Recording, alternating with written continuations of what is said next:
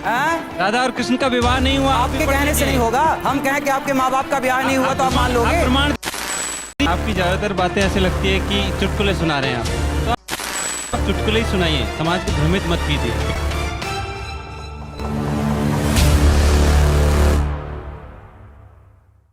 Science बहुत कुछ ऐसा कहती है। शास्त्र आज देखो, साइंस के पास कितना पुराना इतिहास मौजूद है। मोहनजोदड़ो हड़प्पा संस्कृति से पहले क्या था साइंस के पास? था तो बताओ। मेरे को नहीं पता? मोहनजोदड़ो हड़प्पा संस्कृति लगभग 2000 साल पुराना इतिहास है। इससे पुराना साइंस के पास कोई इतिहास मौजूद नहीं। जो आपने बताया वो तो मैं मानता हूं। बाकी हमारी द्वारिका जो भगवान पानी में डुबाए, वो डुबाए 5500 साल हो गए, वो भागवत जी में लिखा है। तो साइंस बेटा, साइंस कौन है?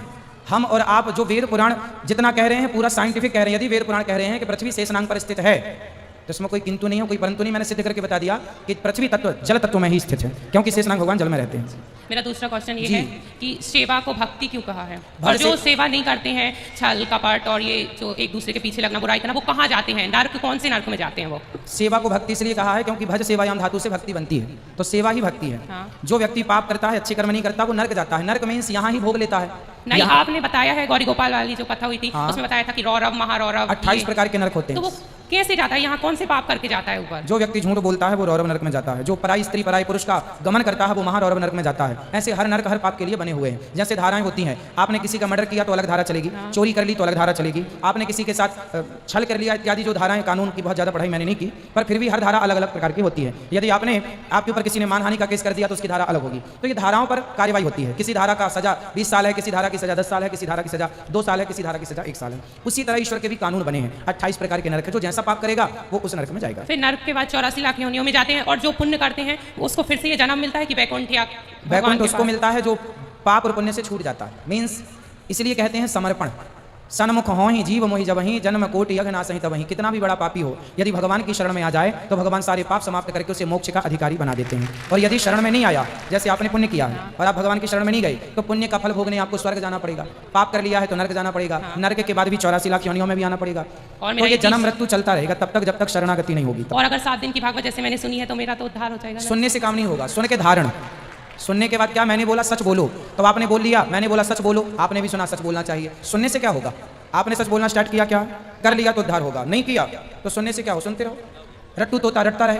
और मेरा तीसरा क्वेश्चन ये है जी कि जो ये हमारे हिंदू लोग हैं वो घर में मजारे बनवा लेते हैं, चादर चढ़ाने जाते हैं, तो क्या ये सही है? हमारे रामकृष्ण क्या कम पड़ गए जो हमको दूसरे? ये सब आप समझाया करो सबको, लिखा है। तो और ये हमारे गांव में आज चालू हो गया, रामकृष्ण की मूर्ति फेंक दी जाती है, मजारों पे चादर चढ़ाते, जय हो का नारा लगा। हमारे जबलपुर, हमारे नरसिंहपुर साइड, हम वहीं के हैं, तो वहाँ पे मतलब ये सब होता है। अब हम क्या करें? तो आप समझाओ सबको, कथा सुनवाया करो, इसलिए बोला करो कथा सुनेंगे। तो आपने ऐसा कथा में कुछ बताया ही नहीं कि जो सब बताते हैं। आप रेगुलर सुनते रहिए, हर चीजें बताते हैं बेटा, सब चीजें बताते हैं।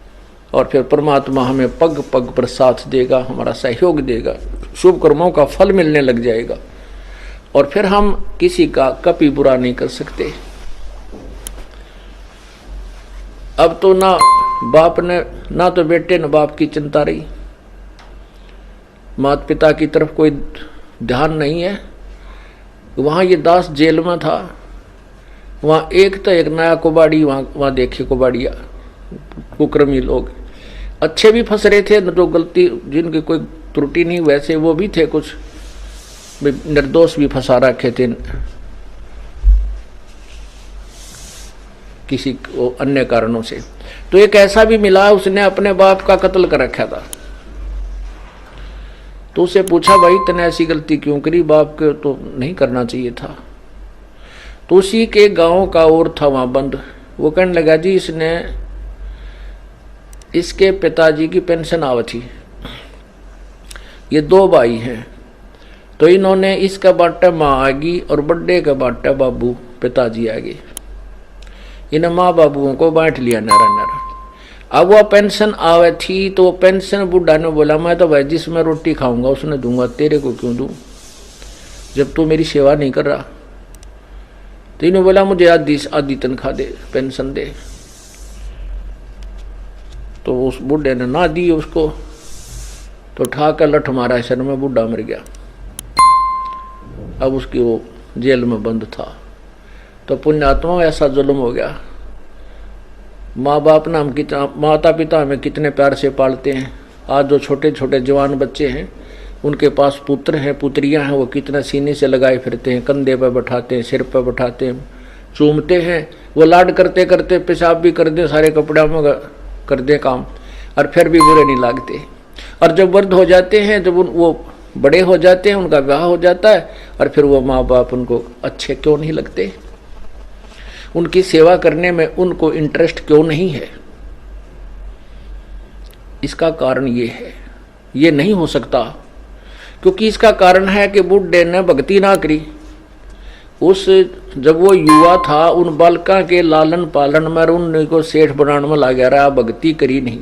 और भक्तिहीन प्राणी का कितना ठिकाना नहीं।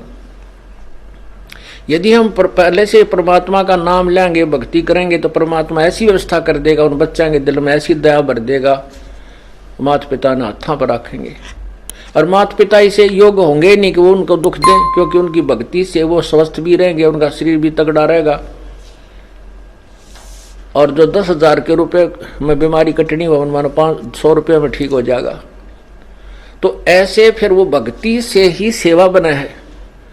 एक आदमी तो ऐसा है, वो अच्छा भी ना लगता, हमने खड़ा हो कि तो मान ले जैसे अरे कैसा हो जाओ, इस तो बात तय करें जावा, बड़ा अच्छा आदमी, क्योंकि उसके पिछले पुण्य है, वो संस्कार, वो भक्ति के गुण उसके अंदर विद्यमान है।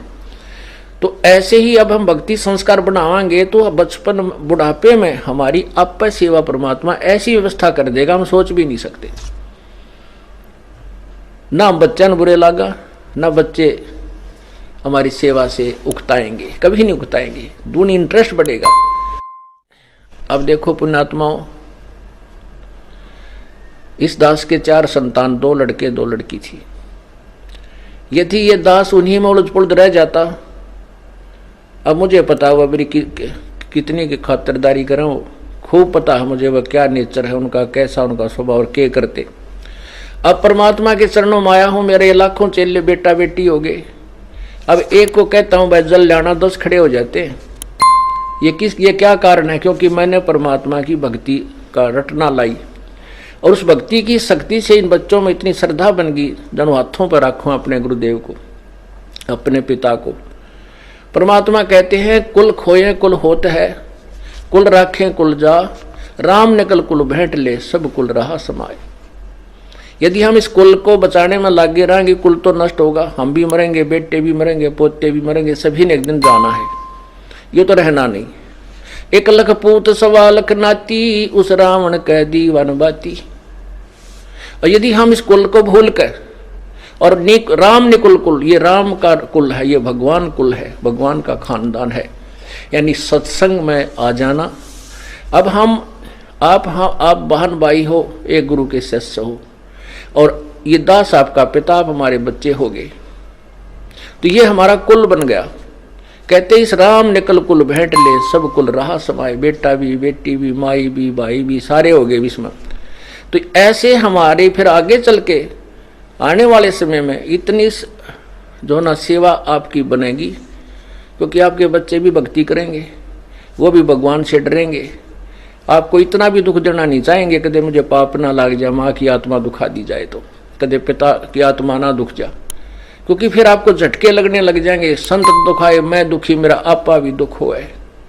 परमात्मा कहते हैं मेरे कबीर कहे मेरे भक्त को दुख ना दियो कोई, मेरा भक्त दुखाए मैं दुखी, मेरा आपा भी दुख होई। तो इस तरह फिर हमें झटके लगने लग जाएंगे, परमात्मा सतर्क करेगा, गलती मत करवाई। हमें जैसे हम मान लिया हमने किसी को दुख दिया, फिर हमारे को कोई हानि हुई तो विचार करेंगे लेट के, आगे वो गलती नहीं करेंगे। तो ऐसे समाज भी सुधरेगा और ये अपराध भी समाप्त हो जाएंगे। तो इसी रास्ते से हम मानवता का उत्थान कर सकते हैं और कोई तरीका नहीं है। आप देख रहे हो अब 57 साल का तो ये दास हो लिया, 58 में हम चल रहे हैं, और 10 वर्ष का समझन लग गया था ये MLA MP के ऊपर बने हैं, मंत्री मुख्यमंत्री कैसे बनते हैं। आप देखते हो बहुत बढ़िया छांट छूट का कोई मंत्री कोई पार्टी चुनती है जनता, और 5 साल में फ्यूज हो लेते हैं, वह 5 साल में उन्हें रिजेक्ट कर देती है कि ना ये करने के नहीं, फिर नए तैयार करते हैं शायद ये कुछ ठीक पाएंगे, 5 साल में उन्हें रिजेक्ट कर देते कि ना ये भी कोई ना ठीक।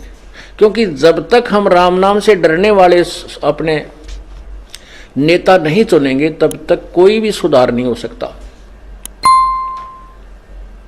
और ये इस मार्ग से ही वो पुण्यात्मा उभरेंगी। ऐसे ही ज्ञान से फिर वो भगवान से डरने वाले होंगे, परमात्मा का नौकर बनकर वो राज करेंगे, नहीं को राज को छुएगा नहीं। इतना भयंकर पाप है इस राज के अंदर। राजा लोग भगवान से डरने वाला हो, बिल्कुल भी गलत काम नहीं करते, तुरंत त्याग देना पड़े, उसने इस्तीफा देना पड़ जाए। ऐसे निर्भय होकर जब हम शासन करेंगे तो हम पाप से बचे रह सकते हैं, अन्यथा नहीं। और तभी हमारी प्रजा सुखी होगी, और प्रजा सुखी होगी भगवान के भक्ति से, इस पुण्य से, दान से, धर्म से, और इन्हीं के निमित्त परमात्मा की कृपा से प्रभु समय पर वर्षा करेगा, हर तरह की सुविधा देगा। अब ये सत्संग जो ये जो कार्यक्रम चल रहा है भक्ति का, ये शास्त्र अनुकूल है। और ये 2 वर्ष बंद रहेगा, लगभग 21 महीने। तो कोई वर्षा विशेष नहीं की प्रभु ने। दास अभिमान नहीं करता, विधान बताऊं हूं भगवान का। और जब से ये पुनः शुरू हुए हैं, मैं इस दास ने कह दिया था जब जमानत होने से 1-2 महीना पहले भी, वहां आश्रम अपना बरवाला मिल गया है और पाठ प्रारंभ कर दो। तो उसके बाद ये दास 30 अप्रैल को आया था। उसके बाद पूरा जेठ, जून, जुलाई, अप्रैल, मई, जून, जुलाई परमात्मा ने इतनी प्यारी बारिश करी। कहते हैं ट्यूबलों के पानी भी 10-10, 20-20 फुट नीचे चले गए थे। हाहाकार मच गई थी। समाचार पत्रों में भी आने लगे थे कि भारत के अंदर केवल 7 दिन का अन्न है अगर अकाल गिर गया तो। अब परमात्मा ने, अब जैसे आपने गीता जी अध्याय नंबर 3 के मंत्र नंबर 10 से 15 में सुना है कि जो शास्त्र अनुसार जो यज्ञ की जाते हैं, तो यज्ञ से ही वर्षा होती है। जैसे कहते हैं सभी प्राणी अन्न से उत्पन्न होते हैं, अन्न वर्षा से उत्पन्न होता है, वर्षा यज्ञ से होती है, यज्ञ शुभ कर्मों से होते हैं। और शुभ कर्म इस काल के लोक में आए तो हमने ये कर्म करने पड़ेंगे। ये काल ब्रह्म से हमारे को ये कर्म लगे, और ब्रह्म की उत्पत्ति हुई अक्षर पुरुष से, उस अविनाशी परमात्मा से। और वो अविनाशी परमात्मा ही सभी यज्ञों में प्रतिष्ठित है। उसी को इष्ट रूप में पूज्य मानकर जो धार्मिक अनुष्ठान किए जाते हैं, उनका प्रतिफल सही मिलता है। जैसे जड़ को सींचने से फलों को, टहनियों को